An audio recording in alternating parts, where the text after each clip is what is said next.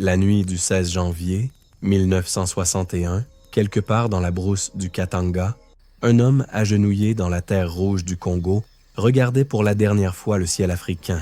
Il avait 35 ans. Il avait été 67 jours auparavant le premier ministre d'une nation libre. Autour de lui, des soldats belges, un officier de la CIA et les hommes de celui qu'il avait jadis appelé son frère. Son corps ne serait jamais retrouvé, dissous dans de l'acide, effacé de la surface de la terre, comme si son existence avait été une erreur que l'histoire devait corriger. Des hommes dont la simple présence dérange l'ordre établi, dont la voix suffit à faire trembler des trônes construits sur des siècles de silence imposé. Patrice Emery Lumumba était l'un de ces hommes. Le 30 juin 1960, sous les lustres dorés du palais de la Nation à Léopoldville, le roi Baudouin de Belgique prononçait un discours soigneusement préparé, célébrant avec condescendance le cadeau de la civilisation offert par son pays au peuple congolais. Personne dans la salle n'avait prévu ce qui allait suivre. Lumumba s'avança vers le microphone, sans autorisation, sans protocole, sans peur, et devant les caméras du monde entier, il dit la vérité. Une vérité que personne, depuis Léopold II, n'avait jamais osé prononcer à voix haute en présence d'un roi belge. Ce discours dura moins de 10 minutes. Il changea tout. Dans les chancelleries de Washington, dans les bureaux de Bruxelles, dans les salles de réunion de la CIA, des hommes en costume regardèrent leurs montres et comprirent qu'ils venaient assister à la naissance d'un problème qu'il faudrait résoudre. Non pas diplomatiquement, non pas politiquement, mais définitivement. La guerre froide se jouait sur le sol africain, et le Congo, avec ses mines d'uranium, son cobalt, ses richesses colossales, était une pièce trop précieuse pour être laissée entre les mains d'un homme qui refusait de choisir un camp et qui osait rêver d'une Afrique véritablement libre. Ce qui suit n'est pas simplement l'histoire d'un assassinat. C'est l'histoire d'un système précis, froid, bureaucratique, qui a décidé qu'un seul homme représentait une menace trop grande pour être tolérée. C'est l'histoire des documents aujourd'hui déclassifiés qui portent les noms, les dates et les ordres. C'est l'histoire d'une Belgique qui a attendu 41 ans avant de murmurer le mot « pardon ». Et c'est surtout l'histoire de ce paradoxe brutal et magnifique, que l'homme qu'ils ont tué dans la nuit, dissous dans l'acide pour effacer jusqu'à sa mémoire, est aujourd'hui plus vivant, plus dangereux et plus présent que tous ceux qui ont signé sa mort. Il n'y a pas de lumière dans la forêt du Katanga à cette heure-là. Pas de témoins, pas de caméras, pas de journalistes. Seulement la nuit épaisse de janvier, l'odeur de la terre humide et le bruit sourd des bottes sur le sol rouge. 3 hommes sont sortis d'un véhicule militaire. L'un d'eux avait les mains liées dans le dos et du sang séché sur le visage. C'était le 16 janvier 1961 et l'homme qu'on allait exécuter s'appelait Patrice Emery Lumumba, Premier ministre démocratiquement élu de la République du Congo, destitué depuis 111 jours. Pensez à ce chiffre, 67 jours. C'est le temps qu'il avait gouverné avant d'être renversé. Moins de 10 semaines, à la tête d'un pays grand comme l'Europe occidentale, riche de réserves minérales capables de financer des guerres entières, habité par des millions d'hommes et de femmes qui avaient attendu des décennies pour entendre prononcer le mot « liberté » sans que ce mot soit aussitôt confisqué. 67 jours, et pourtant, en ce moment précis dans la forêt obscure du Katanga, des gouvernements entiers avaient mobilisé leurs ressources, leurs agents, leurs mensonges et leur argent pour s'assurer que cet homme n'en aurait pas un de plus. Ce qui se passe cette nuit-là n'est pas un coup de folie militaire. Ce n'est pas le chaos d'une Afrique post-coloniale livrée à elle-même, comme certains historiens complaisants ont voulu le présenter pendant des décennies. C'est une opération planifiée, coordonnée entre au moins 3 gouvernements, validée au plus haut niveau de l'État américain, exécutée avec la participation directe d'officiers belges. Les documents existent, ils ont été déclassifiés. Les noms sont écrits noir sur blanc dans des mémos de la CIA qui commençaient par les mots « Élimination de Lumumba ». Mais pour comprendre pourquoi cet homme spécifique, dans ce pays spécifique, à ce moment spécifique de l'histoire, a provoqué une telle panique dans les capitales occidentales, il faut revenir en arrière. Il faut traverser la forêt dans l'autre sens, remonter vers la lumière, vers les origines, vers le monde qui a fabriqué Patrice Lumumba, sans jamais imaginer ce qu'il allait devenir. Il faut comprendre ce que le Congo représentait pour le monde en 1960 et ce que Lumumba représentait pour le Congo. Le Congo belge n'était pas une colonie ordinaire. Il avait commencé comme la propriété personnelle d'un seul homme, le roi Léopold II de Belgique, qui, à la fin du 19e siècle, avait convaincu les puissances européennes de lui confier l'administration de ce territoire au nom de la civilisation et de l'humanisme. Ce que Léopold II fit en réalité dépasse en horreur la plupart des crimes coloniaux de cette époque. Mains coupées, villages brûlés, population réduite en esclavage pour extraire le caoutchouc. En l'espace de 20 ans, on estime que la population du Congo diminua de plusieurs millions d'âmes. Le monde finit par l'apprendre. Et Léopold II fut contraint de céder son territoire personnel à l'État belge en 1908. Mais le changement de propriétaire ne changea pas la logique fondamentale. Le Congo belge continua d'être administré comme une ressource à exploiter, non comme un peuple à gouverner. Les Congolais n'avaient pas le droit de vote. Ils n'avaient pas accès aux études supérieures. Ils n'avaient pas le droit de quitter leur province sans autorisation écrite. Ils vivaient dans un système de ségrégation aussi rigide que l'apartheid sud-africain, mais moins visible, moins documenté, enveloppé dans le discours paternaliste d'une Belgique qui se décrivait comme une mère attentionnée veillant sur ses enfants africains. C'est dans ce monde-là que Patrice Lumumba est né, en 1925, dans le village d'Onaloa, province du Kasaï. Il y a quelque chose d'étrange et de presque cruel dans le fait que ce soit précisément ce système, cette machine coloniale conçue pour formater des serviteurs dociles, qui ait produit l'homme qui allait le défier avec le plus de force. Lumumba était ce que les Belges appelaient un évolué, un Congolais suffisamment instruit, suffisamment poli, suffisamment intégré dans les codes culturels européens pour être toléré dans certains espaces réservés aux Blancs. Il avait appris le français à la perfection. Il avait lu les philosophes européens. Il avait travaillé comme postier, comme représentant commercial, comme rédacteur dans des journaux locaux. Il était exactement le type d'homme que le système colonial prétendait vouloir former. Sauf que Lumumba avait lu trop attentivement. Il avait compris trop clairement ce que les textes sur la liberté, la dignité et l'égalité impliquaient réellement. Et il avait eu l'audace de conclure que ces principes s'appliquaient aussi aux Congolais. Cette conclusion, apparemment évidente, était en réalité révolutionnaire dans le contexte de l'Afrique centrale de 1950. Elle ferait de lui le leader le plus populaire de son pays. Elle ferait aussi de lui l'homme le plus dangereux aux yeux de ceux qui avaient bâti leur prospérité sur l'idée exactement contraire. Dans la forêt du Katanga, cette nuit du 16 janvier, tout cela était déjà derrière lui. Ce qui l'attendait devant, dans l'obscurité, était simple et définitif. Mais voici ce que ces assassins n'avaient pas prévu, ce qu'aucun mémo de la CETA-RCA, aucun ordre de Bruxelles, aucune trahison de Mobutu n'avait anticipé, que dissoudre un corps dans de l'acide ne suffit pas à dissoudre une idée, et que certains hommes, précisément parce qu'on les tue, deviennent impossibles à tuer. Il existe une carte que Léopold II de Belgique aimait contempler dans son bureau de Laeken, une carte de l'Afrique centrale, immense, verte et ocre, traversée par le fleuve Congo comme une artère ouverte. Ce territoire, 70 fois la superficie de la Belgique, n'appartenait à personne selon la logique des puissances européennes réunies à Berlin en 1884. Et précisément parce qu'il n'appartenait à personne, un roi sans empire décida qu'il lui appartiendrait à lui. Ce qui suivit fut l'une des entreprises d'exploitation les plus méthodiques et les plus brutales de l'histoire coloniale moderne.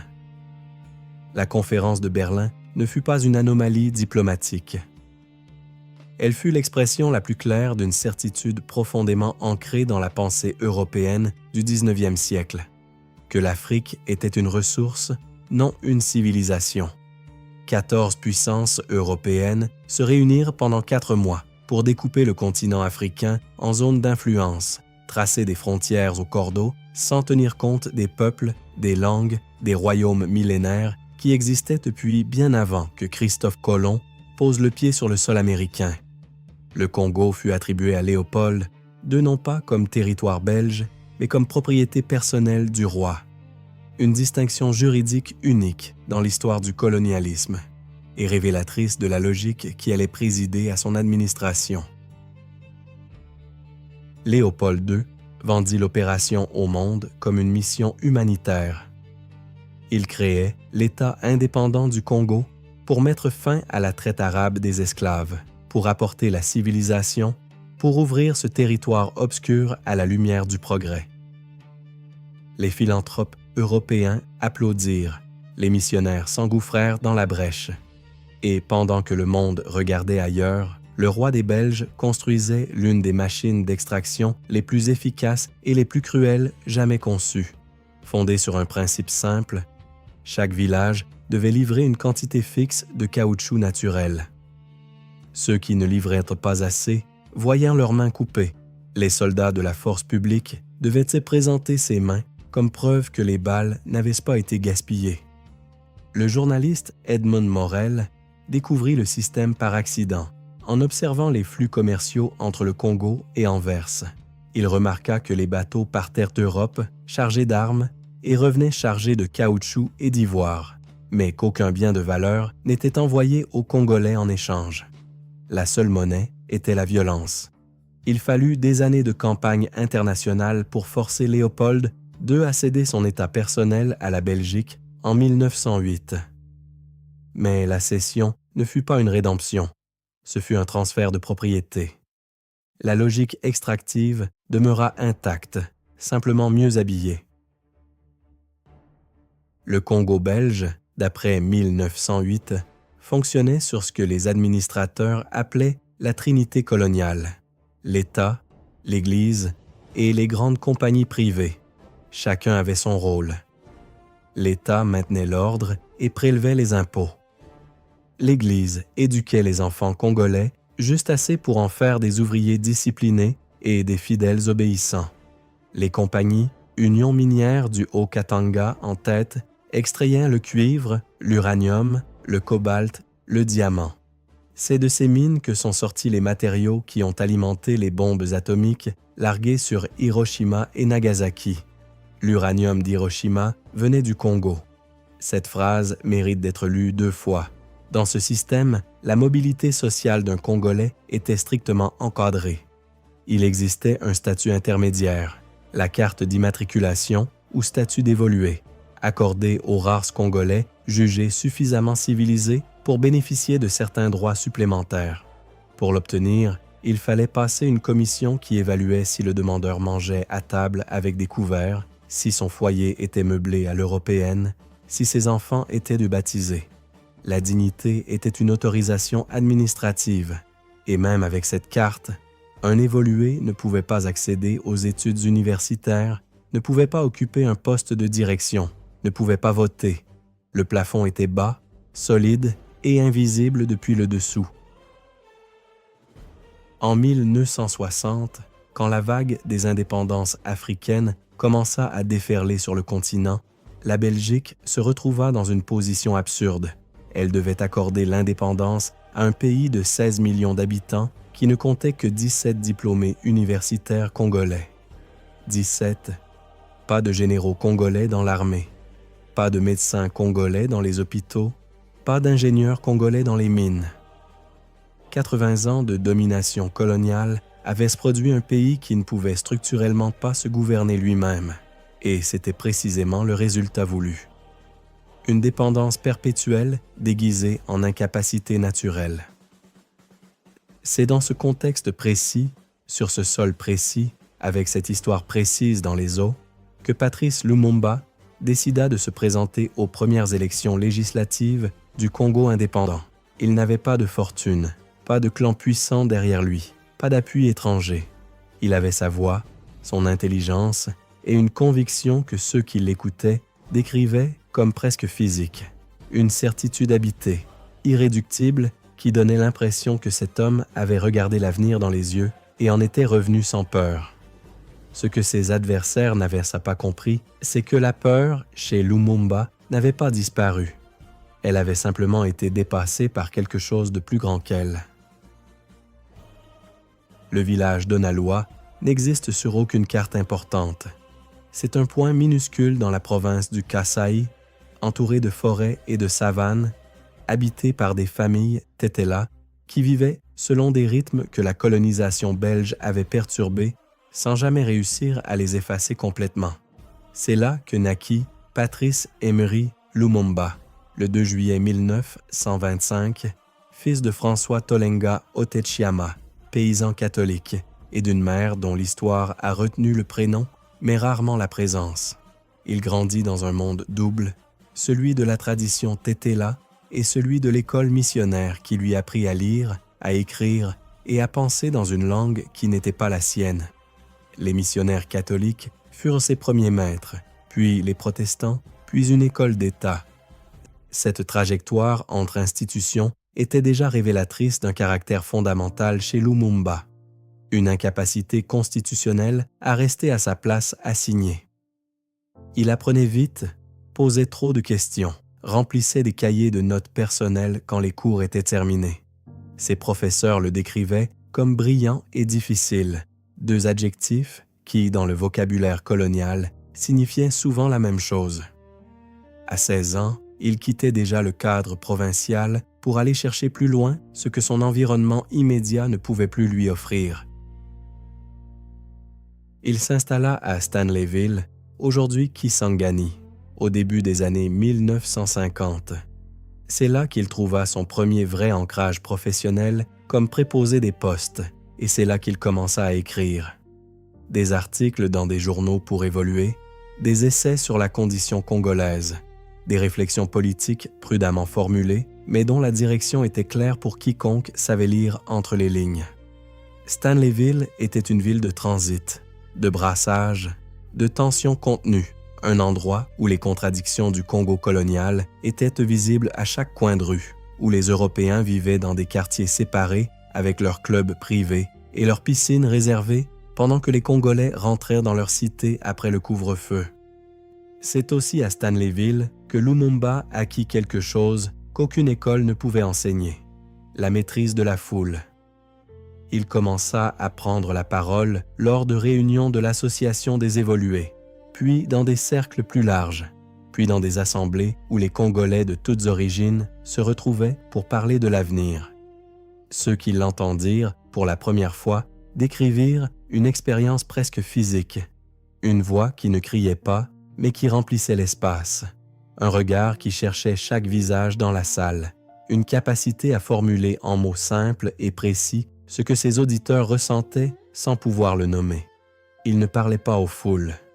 Il parlait avec elles et pour elles, et c'était une différence que tout le monde percevait immédiatement. En 1958, il se rendit à Accra, au Ghana, pour le premier congrès panafricain des peuples. Ce voyage fut une révélation. Pour la première fois, Lumumba rencontrait des leaders africains d'autres pays. Kwame Nkrumah du Ghana, Sékou Touré de Guinée, des hommes qui avaient déjà mené leur peuple vers l'indépendance ou qui se trouvaient à quelques mois de le faire. Il revint au Congo transformé, non pas dans ses convictions fondamentales, celles-là existaient depuis longtemps, mais dans l'échelle à laquelle il les projetait désormais. Il ne pensait plus seulement au Congo, il pensait à l'Afrique entière comme à une unité politique possible, un continent qui pouvait choisir son propre destin si ses peuples décidaient de le vouloir ensemble. De retour à Léopoldville, il fonda le Mouvement national congolais, le seul parti véritablement national dans un paysage politique dominé par des formations ethniques et régionales.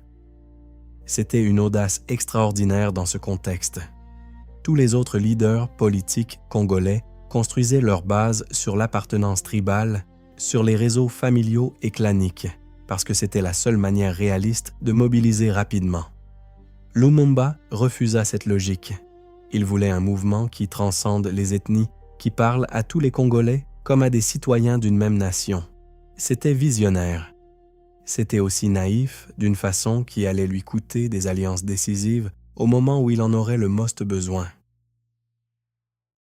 En janvier 1959, des émeutes éclatèrent à Léopoldville. La répression belge fit plusieurs dizaines de morts. La Belgique comprit que le temps pressait et accéléra le calendrier de l'indépendance d'une façon qui stupéfia le monde entier. En à peine un an, le Congo passerait de colonie à État souverain. Lumumba fut arrêté après les émeutes, accusé d'incitation à la révolte, condamné à plusieurs mois de prison.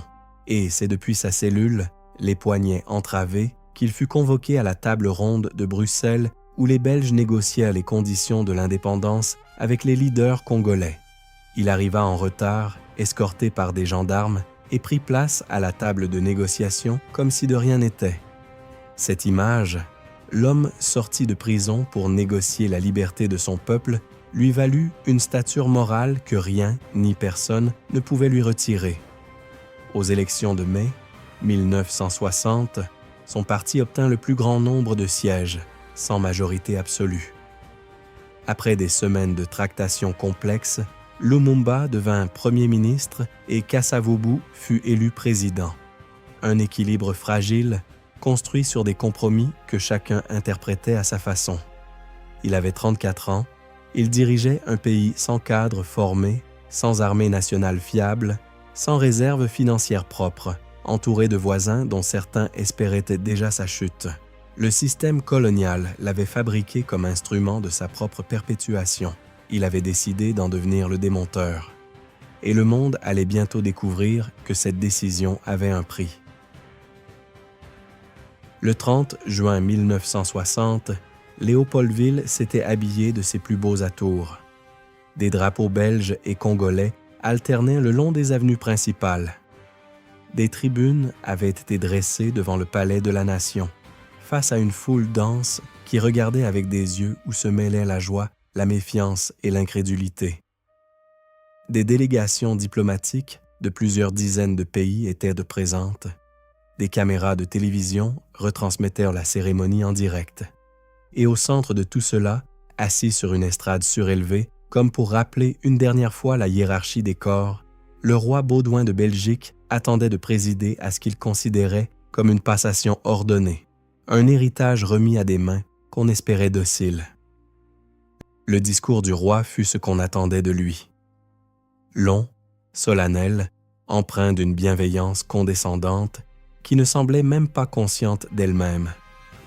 Baudouin rendit hommage à son arrière-grand-oncle Léopold II, le même Léopold II, dont les soldats avaient coupé des milliers de mains congolaises, en le décrivant comme un génie civilisateur dont l'œuvre avait posé les bases du Congo moderne. Il parla des sacrifices belges, du dévouement des missionnaires, des fonctionnaires, des techniciens qui avaient consacré leur vie à ce pays. Il parla de la Belgique comme d'une mère qui remet son enfant au monde avec amour et confiance. Pas un mot sur les 100 ans d'exploitation. Pas un mot sur les mains coupées, les villages brûlés, les millions de morts. Pas un mot sur la réalité de ce que la Belgique avait fait. Ensuite, le président Kasavubu prit la parole.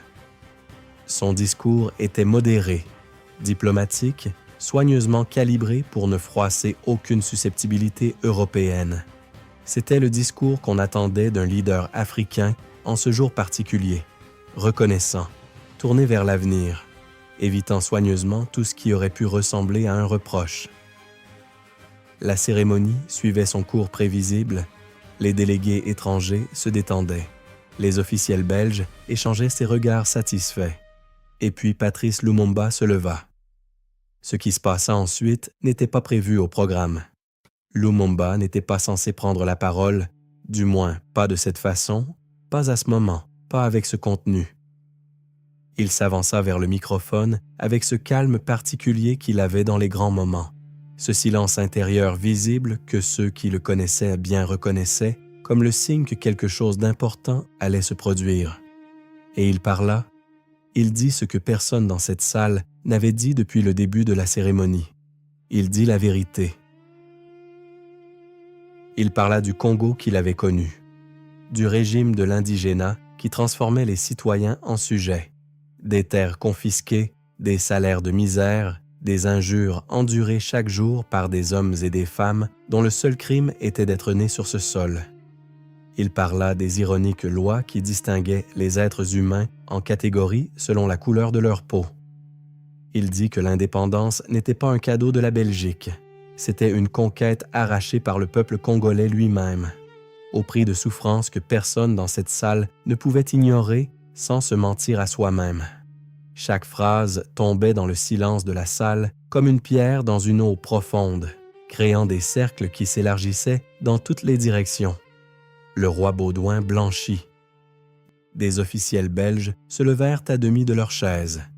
Des diplomates étrangers se penchèrent vers leurs interprètes pour s'assurer qu'ils avaient bien entendu. La retransmission télévisée captait tout, les visages sidérés, le roi immobile, la foule congolaise à l'extérieur qui commençait à percevoir, à travers les haut-parleurs, que quelque chose d'extraordinaire était en train de se produire. Lumumba continua. Sa voix ne tremblait pas. Il ne regardait pas le roi. Il regardait son peuple et, derrière son peuple, l'histoire. Ce discours dura moins de 10 minutes. En 10 minutes, Lumumba avait accompli quelque chose qu'aucun dirigeant africain n'avait osé faire devant un monarque européen en exercice, dans le cadre d'une cérémonie officielle, devant les caméras du monde entier. Il avait nommé. Il avait refusé la fiction de la décolonisation bienveillante. Il avait opposé à la narration coloniale une contre-narration forgée dans la réalité vécue de millions de personnes. Et il l'avait fait avec une dignité absolue, sans un cri, sans une insulte directe, dans un français parfait qui rendait chaque mot irréfutable. Dans les semaines qui suivirent, les réactions se déchaînèrent. La presse belge parla d'impudence, d'ingratitude, de provocation délibérée. Certains diplomates occidentaux ajustèrent leurs évaluations de Lumumba dans des câbles envoyés à leurs capitales respectives. Et ces câbles, aujourd'hui déclassifiés, montrent que ce discours fut le moment précis où plusieurs gouvernements commencèrent à le considérer non plus comme un partenaire difficile, mais comme une menace à neutraliser. L'ironie cruelle est la suivante. Le discours le plus honnête prononcé ce jour-là, le seul qui dit réellement ce que l'indépendance signifiait pour ceux qui l'avaient attendu, fut précisément celui qui signa l'arrêt de mort de son auteur. Lumumba avait gagné la salle. Il venait de perdre quelque chose de beaucoup plus précieux. Le lendemain de l'indépendance, le Congo n'existait pas encore vraiment. Il existait sur les cartes, dans les discours, dans les drapeaux qui claquaient au vent de Léopoldville, mais l'infrastructure administrative, militaire et économique du pays était encore entièrement entre les mains belges. Les officiers de l'armée étaient belges.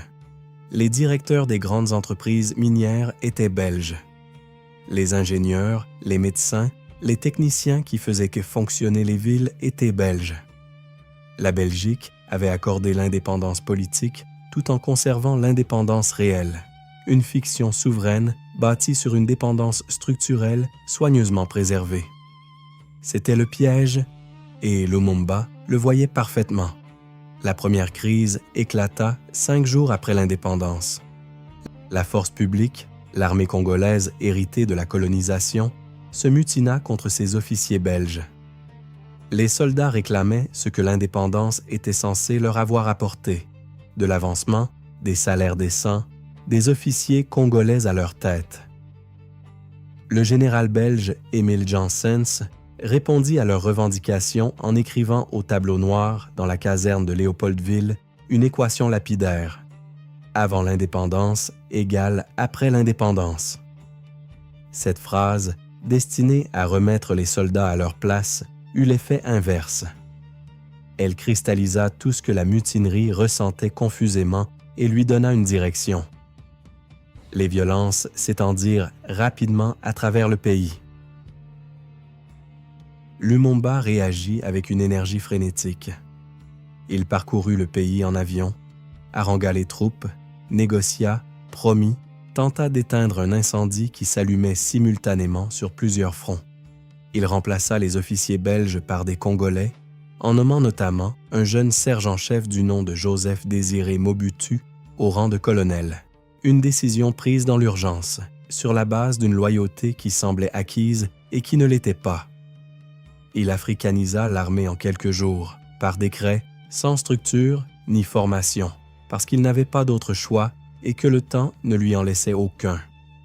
Chaque solution créait 3 nouveaux problèmes. Puis vint la sécession du Katanga. Le 11 juillet 1960, 11 jours après l'indépendance, Moïse Tshombe proclama l'indépendance de la province la plus riche du Congo, celle qui concentrait l'essentiel des mines de cuivre et de cobalt contrôlées par l'Union minière du Haut-Katanga. Des soldats belges, officiellement présents pour protéger les ressortissants européens, soutenaient ouvertement la sécession. Des mercenaires européens arrivaient pour renforcer la gendarmerie katangaise. Et derrière tout cela, les actionnaires de l'Union minière, dont une grande partie était belge, qui n'avaient aucune intention de laisser un gouvernement nationaliste congolais contrôler des mines dont les revenus finançaient en partie l'économie belge. Lumumba demanda une intervention militaire à l'ONU. Dag Hammarskjöld, secrétaire général, envoya des casques bleus, mais avec un mandat ambigu qui interdisait explicitement toute intervention dans les affaires intérieures congolaises, ce qui signifiait concrètement que les soldats de l'ONU ne pouvaient pas être utilisés pour rétablir l'autorité du gouvernement central sur le Katanga. Pour Lumumba, c'était une trahison déguisée en aide humanitaire. L'ONU était présente sur le sol congolais, mais ne servait pas les intérêts du gouvernement légitime qu'elle était censée soutenir. Il le dit publiquement, avec sa franchise habituelle, et se fit ainsi un ennemi de plus dans les couloirs de New York. Désespéré, il se tourna vers les États-Unis. Il rencontra des représentants de l'administration Eisenhower à Washington, demanda une aide militaire directe pour réduire la sécession katangaise. La réponse fut froide, évasive, recouverte du vernis diplomatique habituel. Washington ne voulait pas intervenir militairement, mais Washington ne voulait pas non plus que Lumumba réussisse à maintenir un Congo uni sous une direction nationaliste qui refusait de choisir clairement le camp occidental dans la guerre froide. Le Congo possédait de l'uranium. Il possédait du cobalt indispensable à l'industrie militaire. Il était géographiquement au cœur de l'Afrique. Un Congo lumumbiste était, dans la logique de la CIA de 1960, un Congo potentiellement soviétique. Cette équation était fausse, mais elle était suffisamment crédible pour justifier ce qui allait suivre. Lumumba commit alors l'erreur que ses ennemis attendaient. Face au refus américain et à la paralysie de l'ONU, il accepta une aide militaire soviétique, des camions, des techniciens, un soutien logistique pour tenter de reconquérir le Katanga par ses propres moyens. À Washington, ce geste fut interprété comme la preuve de tout ce qu'on avait craint. À Bruxelles, il fut utilisé comme justification pour intensifier le soutien aux forces qui cherchaient à le renverser. À Léopoldville même, il alarma ses propres alliés politiques, dont le président Kasavubu, qui commençait à le regarder avec les yeux de ceux qui lui soufflaient à l'oreille depuis des semaines que Lumumba était incontrôlable, imprévisible, dangereux. Le 5 septembre 1960, Kasavubu annonça à la radio la révocation de Lumumba comme Premier ministre. Lumumba répondit en annonçant à son tour la révocation de Kasavubu comme président. Les deux hommes se révoquaient mutuellement dans un vide constitutionnel que personne ne savait comment résoudre. 2 jours plus tard, le colonel Mobutu, celui que Lumumba avait nommé et promu dans l'urgence de la mutinerie, annonça un coup d'État militaire. Il dit que l'armée prenait le pouvoir temporairement pour neutraliser les 2 protagonistes et permettre au pays de respirer. C'était un mensonge soigneusement préparé. Et Lumumba, qui avait navigué pendant 67 jours sur un océan de trahison, venait de voir son dernier allié lui plonger un couteau dans le dos. Il existe un document daté du 18 août 1960. Il porte le timbre de la CIA et il contient, formulé avec la neutralité bureaucratique propre au service de renseignement, une instruction dont le sens est parfaitement clair. Patrice Lumumba doit être éliminé. Le mot utilisé est neutralisé, mais personne dans la chaîne de commandement ne se méprenait sur ce qu'il signifiait. Ce document n'est pas une hypothèse, pas une rumeur, pas une reconstruction a posteriori. Il a été déclassifié, il existe, et il porte la trace d'une décision prise au plus haut niveau de l'administration Eisenhower dans le contexte d'une guerre froide où la vie d'un premier ministre africain valait moins que la stabilité d'une zone d'influence.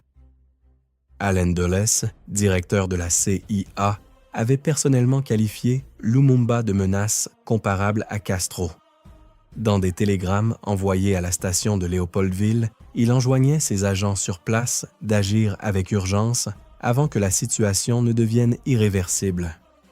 Un scientifique de la CIA, Sidney Gottlieb, le même homme qui supervisait le programme d'expérience mentale MK-Ultra, fut envoyé au Congo avec une valise contenant du poison biologique conçu spécifiquement pour provoquer une mort d'apparence naturelle. Le plan initial était d'empoisonner le dentifrice de Lumumba. Ce plan ne fut jamais exécuté, non pas par scrupule moral, mais parce que les circonstances rendirent d'autres méthodes plus pratiques. Du côté belge, l'opération avait son propre centre de gravité. Le comte Harold d'Aspremont-Linden, ministre belge des Affaires africaines, coordonnait depuis Bruxelles un réseau d'agents, de conseillers et d'officiers présents au Congo sous diverses couvertures officielles. Des câbles diplomatiques déclassifiés montrent qu'il fut informé en temps réel de la localisation de Lumumba après son arrestation et que des fonctionnaires belges participèrent activement aux décisions concernant son transfert vers le Katanga, le transfert qui conduisit directement à son exécution. La Belgique n'était pas un spectateur de l'opération, elle en était un architecte. Mobutu, de son côté, jouait un rôle qui mérite d'être examiné avec précision. Il n'était pas simplement un instrument passif manœuvré par des puissances étrangères. C'était un homme qui avait compris très tôt que la chute de Lumumba lui ouvrait une trajectoire personnelle que rien d'autre ne pouvait lui offrir. Ancien journaliste, secrétaire personnel de Lumumba pendant la campagne électorale, promu colonel par celui-là même qu'il allait trahir, Mobutu entretenait des contacts avec la CIA depuis plusieurs mois avant le coup d'État. Les documents américains le décrivent comme un actif fiable, quelqu'un sur qui on pouvait compter pour agir dans le sens des intérêts occidentaux au moment décisif. Il agit exactement comme prévu. Après le coup d'État du 14 septembre 1960, Lumumba chercha refuge dans la résidence qui lui avait été assignée à Léopoldville, entouré symboliquement par des casques bleus de l'ONU. Pendant 2 mois, il fut prisonnier de sa propre protection, incapable de partir, incapable d'agir, surveillé par les soldats de Mobutu qui encerclaient dans la résidence, attendant une occasion.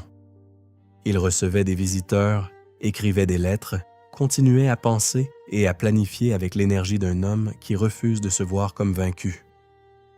Sa femme, Pauline, enceinte de leur 4e enfant, était à ses côtés.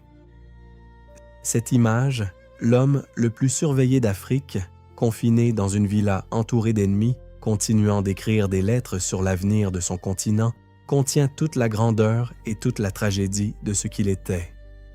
En novembre 1960, il tenta de fuir vers Stanleyville, où ses partisans tenaient encore le gouvernement provincial. Il voyagea de nuit, en voiture, à travers des routes de brousse, s'arrêtant dans les villages pour parler aux gens, incapable de passer sans s'adresser aux foules qui le reconnaissaient et l'acclamaient. Ces arrêts, dictés par ce qu'on pourrait appeler son besoin viscéral de contact avec son peuple, ralentirent sa progression et permirent aux soldats de Mobutu de le localiser. Il fut arrêté le 1er décembre 1960 à Port-Franqui, reconnu par un officier qu'il avait probablement reçu l'ordre de surveiller. La fuite avait duré 3 jours. Ce qui suivit l'arrestation appartient à la catégorie des faits que les gouvernements préfèrent enterrer sous des couches de langage diplomatique. Lumumba fut conduit à la prison militaire de Tisville, où des soldats de Mobutu le battirent sous les yeux de journalistes qui immortalisèrent les images. Ces photos firent le tour du monde. Un premier ministre, les mains liées, les vêtements déchirés, le visage tuméfié, humilié publiquement par les hommes de celui qu'il avait lui-même nommé colonel. Les gouvernements occidentaux, qui avaient de financer et encourager cette opération, regardèrent les images et ne dirent rien. Le silence était une forme de validation. La décision finale de transférer Lumumba au Katanga, ce qui équivalait à le livrer à ses ennemis les plus implacables, fut prise en janvier 1961 lors de réunions dont les procès-verbaux existent dans les archives belges et américaines. Des fonctionnaires belges étaient présents lors de ces discussions. Certains d'entre eux savaient exactement ce que ce transfert signifiait. L'un d'eux nota dans un mémo interne que la solution katangaise présentait l'avantage d'être définitive. Définitive. Le mot bureaucratique pour désigner une exécution planifiée à travers la délégation soigneuse de la violence à des mains qui ne portaient pas de passeport belge ou américain. L'avion décolla de Léopoldville dans l'après-midi du 17 janvier 1961. À son bord se trouvaient 3 hommes, Patrice Lumumba, le sénateur Mpolo et le vice-président du Sénat Okito. Tous 3 avaient les mains liées. Tous 3 portaient les marques visibles des coups reçus pendant leur détention à Tisville. Le vol dura plusieurs heures. Des témoignages recueillis ultérieurement par des commissions d'enquête décrivent ce qui se passa dans la carlingue pendant le trajet. Les 3 hommes furent battus par les soldats qui les escortaient sous les yeux d'officiers belges présents à bord. L'un de ces officiers prit des photographies. Ces photographies existent. Elisabethville, capitale du Katanga sécessionniste, les attendait à l'arrivée. Moïse Tshombe, président autoproclamé du Katanga, avait été informé du transfert. Des gendarmes katangais et des mercenaires européens formaient le comité d'accueil sur le tarmac. Ce que les 3 prisonniers endurèrent entre leur descente d'avion et leur exécution a été reconstitué grâce aux témoignages de plusieurs participants, aux documents des enquêtes parlementaires belges conduites 40 ans plus tard et aux aveux tardifs de certains acteurs directs. Aucun de ces récits n'est facile à lire. Ensemble, ils forment un tableau d'une brutalité méthodique qui dépasse l'improvisation et révèle une logique froide, planifiée, exécutée par des hommes qui savaient exactement ce qu'ils faisaient. Les 3 prisonniers furent conduits dans une villa isolée à la périphérie d'Elisabethville. Ils y furent détenus pendant plusieurs heures, battus à plusieurs reprises, interrogés sans réelle intention d'obtenir des informations. Les questions n'étaient qu'un prétexte, un rituel destiné à donner une apparence de procédure à ce qui était en réalité une exécution déjà décidée.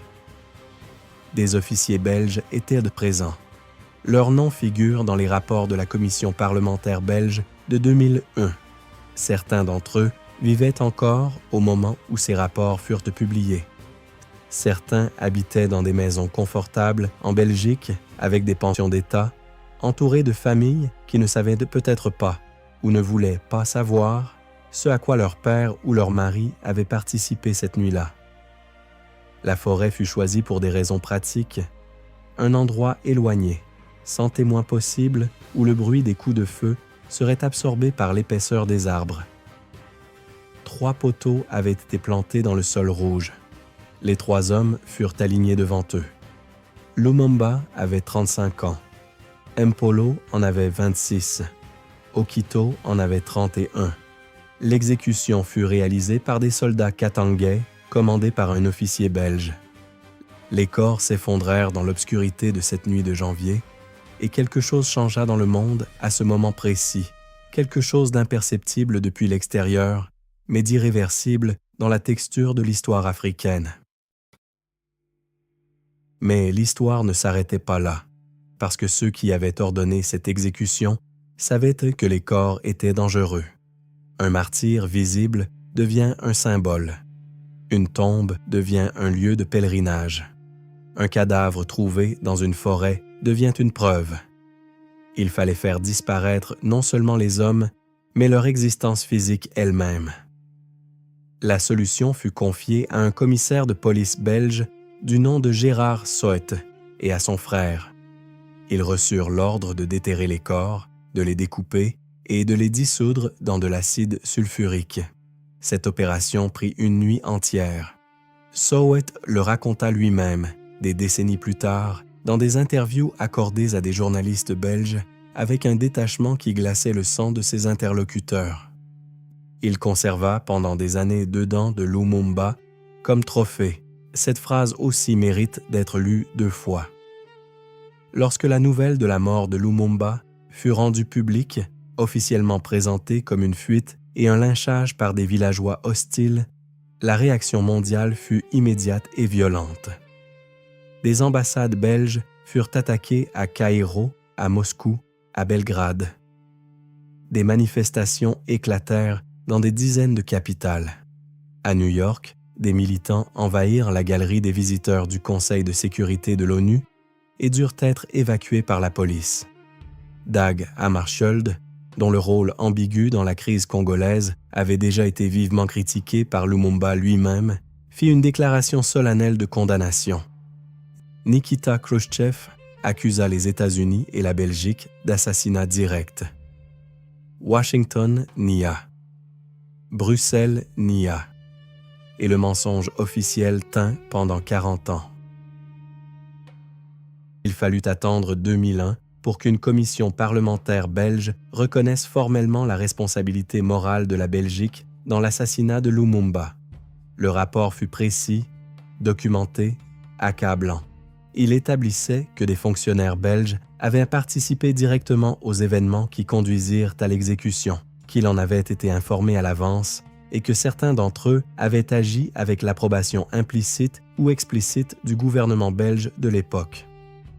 En 2002, le ministre belge des Affaires étrangères, Louis Michel, présenta des excuses officielles à la famille de Lumumba et au peuple congolais. C'était 41 ans après les faits, 41 ans de mensonges d'État habillés en ignorance. Ce que les assassins n'avaient pas prévu, ce que ni la CIA, ni Bruxelles, ni Mobutu n'avaient calculé dans leurs mémos soigneusement rédigés, c'est que la dissolution d'un corps dans l'acide ne produit pas l'oubli. Elle produit l'absence, et l'absence, pour un homme comme Lumumba, fut infiniment plus puissante que n'importe quelle tombe. On ne peut pas fleurir une absence. On ne peut pas la surveiller ni la contrôler. On ne peut pas empêcher les gens de la remplir avec tout ce qu'ils auraient voulu que cet homme représente, tout ce qu'ils auraient voulu qu'il accomplisse, tout ce que le monde lui a refusé le temps de construire. Mobutu Sese Seko gouverna le Congo, qu'il rebaptisa Zaïre en 1971, pendant 32 ans. 32 ans de kleptocrate absolu, de culte de la personnalité grotesque, de répression systématique, de pillage organisé des ressources d'un pays qui aurait pu être l'un des plus prospères du continent africain. L'homme que la CIA avait choisi comme alternative fiable à Lumumba transforma le Congo en l'une des dictatures les plus corrompues du XXe siècle, accumula une fortune personnelle estimée à plusieurs milliards de dollars, pendant que son peuple mourait de maladies évitables, et fut soutenu sans interruption par Washington aussi longtemps qu'il se montra utile à la logique de la guerre froide. Voilà le résultat concret de l'opération qui avait éliminé Lumumba au nom de la stabilité et de la démocratie. L'ironie historique est totale et mérite d'être énoncée sans détour.